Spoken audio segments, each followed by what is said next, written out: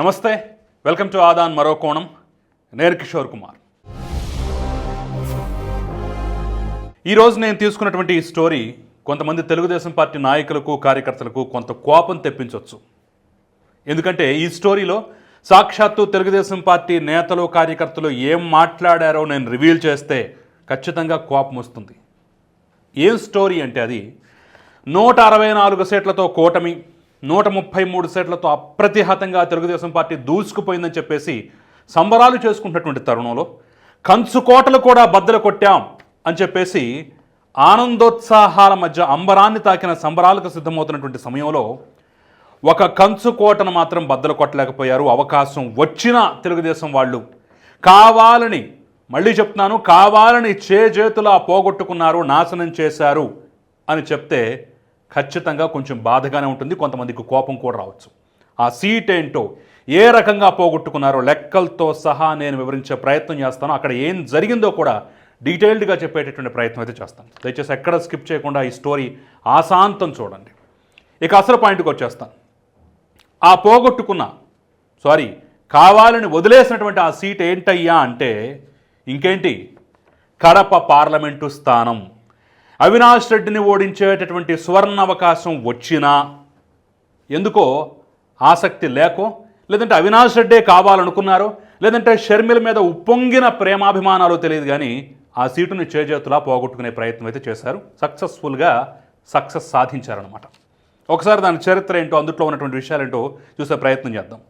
Kadapa parliament సీటుకు వచ్చినట్లయితే ముఖ్యంగా 7 assembly స్థానాలు ఉంటాయి. కడప, పులివెందుల, బద్వేల్, కమలాపురం, జమ్మలమడుగు, మైదుకూరు, ప్రొద్దుటూరు. ఇందులో ఒక బద్వేలు, జమ్మలమడుగులో మాత్రమే భారతీయ జనతా పార్టీ పోటీ చేస్తే మిగిలిన 5 స్థానాల్లో తెలుగుదేశం పార్టీ పోటీ చేసిందనమాట. ఆ పోటీ చేసిన దాంట్లో కూడా తెలుగుదేశం పార్టీ పులివెందుల మాత్రం గెలుచుకోలేకపోయింది. భారతీయ జనతా పార్టీ బద్వేలు అలాగో గెలుచుకోలేకపోయింది. అంటే ఈ లెక్కన మనం చూసినట్లయితే కడప పార్లమెంటులో ఉన్నటువంటి 7 అసెంబ్లీ స్థానాల్లో కూటమి 7 పోటీ చేస్తే 5 గెలిచింది, 2 మాత్రమే పోగొట్టుకుంది. మరి ఈ లెక్కను చూస్తే, ఈ ఈక్వేషన్ ప్రకారం చూస్తే కడప పార్లమెంటు సీటు ఎవరు సొంతం చేసుకోవాలి, ఎవరు గెలవాలి? 7 స్థానాల్లో 5 అసెంబ్లీ స్థానాలు గెలిచిన వాళ్ళే గెలవాలి కదా. అదే రూల్ కదా, అదే న్యాయం కదా. ఆ రకంగానే ఓట్ ట్రాన్స్ఫర్ జరగాలి కదా. కానీ పార్లమెంటుకు వచ్చేసరికలా మొత్తం తారుమారైనటువంటి పరిస్థితి చాలా స్పష్టంగా కనిపిస్తోంది. ఒకసారి మనం చూద్దాం. ఈ యొక్క 7 అసెంబ్లీ స్థానాల్లో కూటమికి వచ్చినటువంటి ఓట్లు ఎన్నో తెలుసా? అక్షరాల 6,25,000 పైచిలుకు చిల్లర ఉంటుంది. అదే వైసీపీ కన్నోట్లో చేయ తెలుసా? నేను ఇక్కడ క్లియర్గా చూపించేటటువంటి ప్రయత్నం కూడా చేస్తాను. ఆ లెక్కలు, ఆ యొక్క తీసివేతలు, కూడికలు కూడా జాగ్రత్తగా అబ్జర్వ్ చేయండి. వైసీపీకి ఇక్కడ 6 లక్షల చిల్లర మాత్రం వచ్చాయి. అంటే ఈ అసెంబ్లీ స్థానాలన్నింటిలోనూ కూటమికి వైఎస్ఆర్ కాంగ్రెస్ పార్టీ కన్నా 25,000 ఓట్లు ఎక్స్ట్రాగా వచ్చాయి. మరి ఈ లెక్కన పార్లమెంటు కళ్ళు మూసుకొనైనా సరే గెలవాలి కదా కూటమి. 25,000 ఓట్ల మెజారిటీతో అప్రతిహతంగా విజయం సాధించాలి కదా. ఎందుకు గెలవలేదంటే ఇక్కడి నుంచే అసలు కథంతా స్టార్ట్ అయిపోయింది. అసెంబ్లీకి ఎవరైతే ఓటు వేశారో కూటమి తరపునంటే తెలుగుదేశం కానీ, బీజేపీ నేతలు కానీ, కార్యకర్తలు కానీ, వీళ్ళంతా పార్లమెంటుకు వచ్చేసరికల్లా షర్మిల మీద అవ్యాజ్యమైనటువంటి ప్రేమను కురిపించడం మొదలుపెట్టారు. ఒకసారి ఆ లెక్క కూడా తీస్తా చూడండి. కాంగ్రెస్ పార్టీకి, అంటే కాంగ్రెస్ కూటమికి, కమ్యూనిస్టు పార్టీలు, కాంగ్రెస్ కలిపి ఆ పార్లమెంట్లో పోటీ చేశామన్నట. వాళ్ళకు వచ్చిన ఓట్లు ఎంతో తెలుసా? జస్ట్ 57,000. 57,000 ఓట్లు మాత్రమే వచ్చాయి. మరి అదే కాంగ్రెస్ కూటమికి, అదే షర్మిలకి పార్లమెంటుకు వచ్చేసరికల్లా ఎంత వచ్చాయో తెలుసా? 1,41,000 చిల్లర. అంటే దాదాపుగా 82 నుంచి 84,000 వరకు పెద్ద ఎత్తున క్రాస్ ఓటింగ్ జరిగింది. అంటే తెలుగుదేశం పార్టీ, భారతీయ జనతా పార్టీ అవినాష్ రెడ్డికి ఓట్లే వేయలా, వాళ్ళ అభ్యర్థికి అంటే భూపేష్ రెడ్డికి వేయాల్సినటువంటి ఓటును కాస్త షర్మిలకు మళ్లించారు. అంతే కదా. అసెంబ్లీలో 57,000 ఓట్లు మాత్రం వచ్చినటువంటి వాళ్ళు పార్లమెంటుకు వచ్చేసరికి 1,41,000 ఏ విధంగా వెళ్ళారు? అంటే కూటమిలో ఉన్నటువంటి కార్యకర్తలు, నేతలు వీళ్ళంతా తమ ఓటుని పార్లమెంటుకు వచ్చేసరికల్లా, అంటే ఎంపీ క్యాండిడేట్కి వచ్చేసరికల్లా దాదాపుగా పెద్ద ఎత్తున మార్చారు. ఇక్కడ వైఎస్ఆర్ కాంగ్రెస్ పార్టీకి 6,05,000 చిల్లర, అంటే అవినాష్ రెడ్డికి 6,05,000 చిల్లర వస్తే టీడీపీ అభ్యర్థికి పాపం 5,42,000 వచ్చాయి. అంటే 63,000 ఓట్లు ఇక్కడ చాలా క్లియర్గా తేడా కనిపిస్తోంది. షర్మిలకి ఏకంగా 41,41,000 వచ్చాయి. దీన్ని బట్టి మనం అర్థం చేసుకోవచ్చు 82 నుంచి 84,000 వరకు ఏ విధంగా దారి మళ్లించారో. ఇది ఖచ్చితంగా ఈ తప్పు, ఈ ఘోరం, ఈ పాపం ఇదంతా కూటమిదే.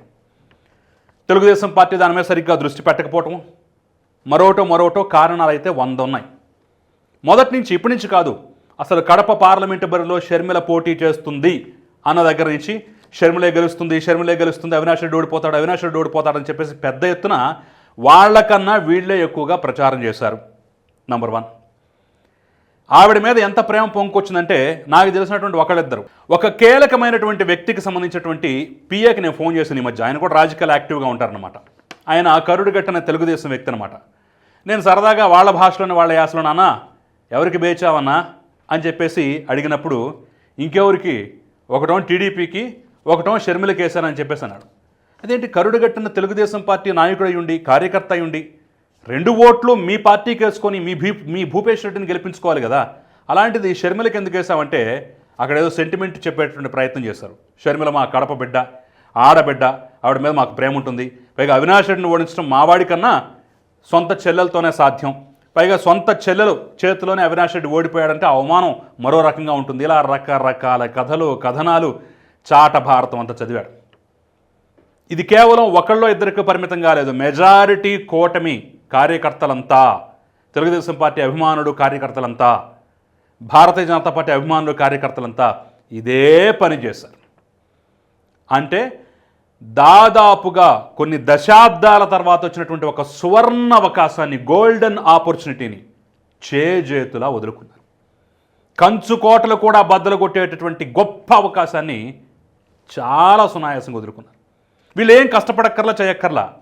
ఏ ఒక్క ఓటు ట్రాన్స్ఫర్ కాకుండా, పక్కకు పోకుండా యాస్టీస్గా అసెంబ్లీ నియోజకవర్గాల్లో వచ్చినటువంటి 6,25,000 ఓట్లు ఏవైతే ఉన్నాయో అవి ఒక్క ఓటు కూడా పక్కకు పోకుండా గంపగుత్తగా తమ అభ్యర్థికే పార్లమెంటుకు కూడా వేసుకున్నట్లయితే హ్యాపీగా కడప పార్లమెంటు సీటు కూడా తెలుగుదేశం ఖాతాలోనే పడేది. భూపేష్ రెడ్డి ఈరోజు ఎంపీగా ఢిల్లీలో ఉండేవాడు. మరి దీన్ని ఏమంటారో, అసలు ఈ పరిస్థితిని ఏ విధంగా వర్ణిస్తారో, ఏ రకంగా చూసుకుంటారో, ఏ రకంగా తీసుకుంటారో తెలుగుదేశం పార్టీ వాళ్ళు కూటమే నిర్ణయించుకోవాలి. బహుశా తెలుగుదేశం పార్టీ అగ్రనాయకత్వం కూడా దీని మీద దృష్టి పెట్టకపోవడం, ఇలాంటి మౌత్ టాక్ స్ప్రెడ్ అవుతున్నా, ఈ రకమైనటువంటి భావావేశాలు కార్యకర్తల్లో కనిపిస్తున్నా, ఇంకేముంది షర్మిలను గెలిపిద్దాం అని కూటమి నేతలు అనుకుంటున్నా, ఎందుకో దాన్ని కట్టడి చేసే ప్రయత్నం, నివారించే ప్రయత్నం, ఖచ్చితంగా మన ఓటు మనవాడికే పడాలని చెప్పేసి గట్టిగా చెప్పే ప్రయత్నం ఎందుకు చేయలేదో అర్థం కావట్లేదు. ఒకవేళ చేసినా కానీ కార్యకర్తలు వినలేదేమో అర్థం కావట్లేదు. మొత్తానికి కర్ణుడి చావుకు 1,00,000 కారణాలు అన్నట్టుగా అద్భుతమైన అవకాశాన్ని కోల్పోయి మళ్ళీ తిరిగి అవినాష్ రెడ్డి గెలవటానికి కారణమయ్యారు. సో వివేకానందరెడ్డి హత్య అంశం, వైఎస్ షర్మిల కానీ సునీత కానీ వాళ్ళ యొక్క పోరాటం ఎక్కడా ప్రభావితం చూపలేదని చెప్పేసి మరొక్కసారి అద్భుతంగా నిరూపించేటటువంటి విధంగా అయితే ఈరోజు తెలుగుదేశం పార్టీ కార్యకర్తలే చేయటం అనేది నిజంగా శోచనీయం. ఒకవేళ భూపేష్ రెడ్డి గెలిచినట్లయితే ఆ కొట్లాట్లో ఖచ్చితంగా వివేకానందరెడ్డి అంశం అనేది ఇంకా సజీవంగానే ఉంది. వీళ్ళ పోరాటానికి ఒక అర్థం పర్థం దొరికాయని చెప్పేసి కూడా అందరూ భావించేవాళ్ళు. కానీ ఆ గోల్డెన్ ఆపర్చునిటీని, ఆ ఛాన్స్ని మిస్ చేసుకున్నారు. చూద్దాం మరి భవిష్యత్తులో అయినా ఇలాంటి బ్లండర్ మిస్టేక్స్, తప్పులు చేయకుండా ముందుకు సాగుతారో లేదు.